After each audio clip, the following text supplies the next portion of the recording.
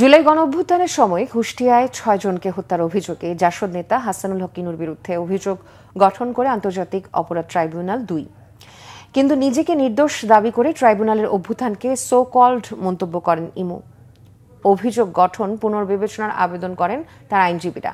রোববার ট্রাইব্যুনালে আবেদনের পরিপ্রেক্ষিতে শুনানি করেন ইনুর আইনজীবীরা। এ সময় তারা দাবি করেন, ইনুর বিরুদ্ধে হত্যায় সংশ্লিষ্টতার কোনো প্রমাণ দেখাতে পারেনি প্রসিকিউশন।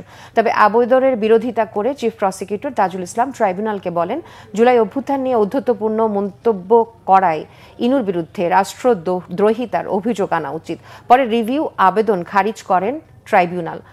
সোমবার থেকে সাক্ষ্য গ্রহণ শুরু হবে এই মামলায়। এদিকে টেলিভিশন টকশোতে ট্রাইব্যুনাল নিয়ে বিরূপ মন্তব্যের অভিযোগ ওঠায় বিএনপি নেতা ফজলুর রহমানকে ৮ ডিসেম্বর ট্রাইব্যুনালে হাজির করে ব্যাখ্যা দেওয়ার নির্দেশ দেওয়া হয়েছে।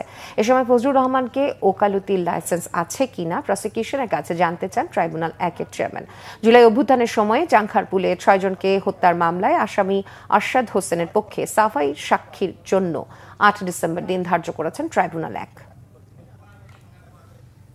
তারা এই সরকারের আইন প্রণয়নের ক্ষমতা, অর্ডিন্যান্স জারির ক্ষমতা, সেটাকে তারা বলার চেষ্টা করেছেন এটা যথার্থ না।